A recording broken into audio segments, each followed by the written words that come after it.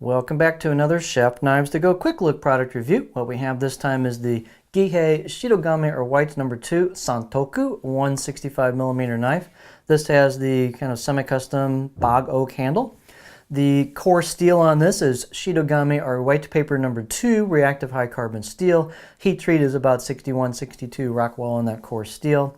The construction on this is 3 layers on either side of that hard core cutting edge steel, which you can see coming through here out of the cladding. The cladding is a soft iron reactive cladding. That cladding does have what's known as a kurauchi or protective blacksmith finish. You can see this one's kind of a consistent black coating on it. And then that does transition off as the grind starts coming down. The grind actually in this one is right about there, kind of changes a little bit, but the grind roughly coincides with this change in color as you get down towards the edge. You can see they've got a kind of a, I don't know if this is sandblasted, but they've got kind of a faux kasumi finish on this, and then here's your cutting edge steel peeking out from the layers of the cladding. So this is an all reactive blade. There's no stainless or semi-stainless on it, so you've got to keep it dry and clean and dry in between uses, and don't let it sit wet. Dimensions will vary a little bit, and weights and such will vary just a little bit from knife to knife. These are going to be a little heavier with this handle because this bog oak is a pretty dense wood. But so this one is 154 grams and 5.4 ounces. Edge length is about 165 millimeters or 6.5 inches on the money. And the overall length is about 314 or 12.4 inches.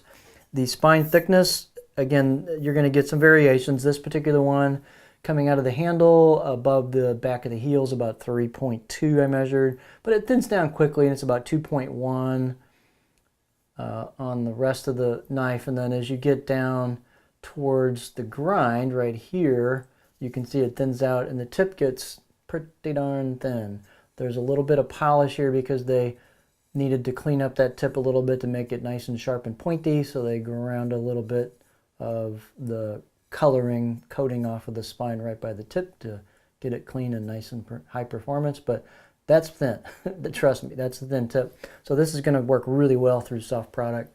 Here is your choil shot, and they actually get nice and thin at the edge as well. So these are great performing knives. There's kind of your look of the edge profile as well before we get it on the cutting board. The blade height is pretty generous. It's 43.7 millimeters, and you've got a nice lengthy spot here on the neck for your finger. So great pinch grip location and lots of board clearance there for your fingers.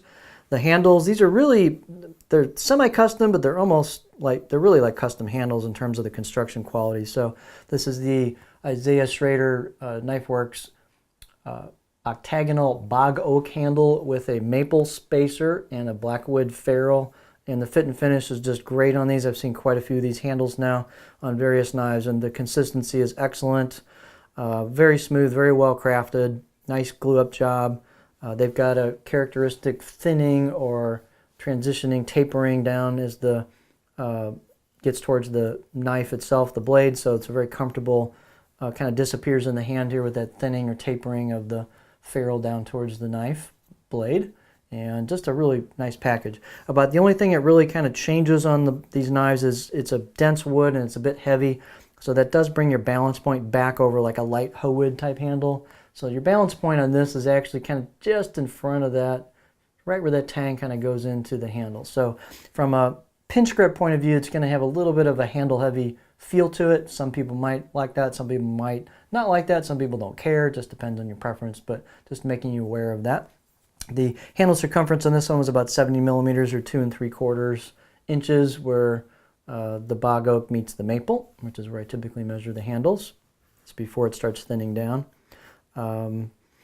Let's see, let's get our look at the blade here for a beauty shot. You can see this very matte finish on this kurauchi. You've got their trademarked horse embossed logo on there, and then some kanji, so these are pressed in. So that's the right side of the blade, and then kind of a really nishiji kind of pear skin type finish on it. Again, it's a very matte finish on the KU, the kurauchi. There's the left side of the blade.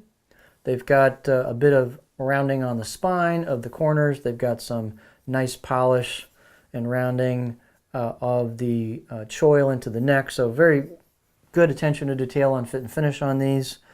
I'd say the out-of-the-box edge was okay. It wasn't really sharp at the rear half of the blade, a little sharper towards the front, but not a super impressive out-of-the-box edge. I'll just give it maybe 5 out of 10, maybe 4 or 5 out of 10. But these are straight, they're stiff, thin at the edge, thin at the tip, clean grinds, very nicely made knives.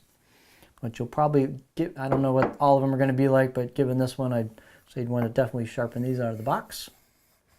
If you're not a sharpener, I would order these chef knives to go finish sharpening service, and you'll get a greatly really well crafted edge, and just see how sharp these things will get out of the box.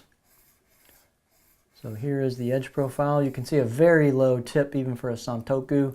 So I'm not really going to rock this much. I mean, I'm digging the tip in right there. So this is, you could rock scallions or something like that, but this is not going to be a rocker type knife. And you've got a little bit of a flat towards the heel, but just really low belly throughout. So you can get some chopping done on this.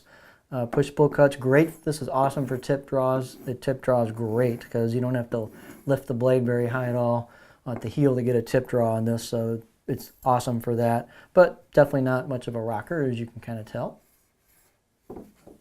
So kind of a little bit of a unique shape for a Santoku with the very low sheep's foot kind of point on the front. So just a great package, upgraded handle, just high quality craftsmanship on this, great performance, just a neat package. So this is the Gihei Shitogami or white number 2 Santoku 165mm knife with the bog oak handle.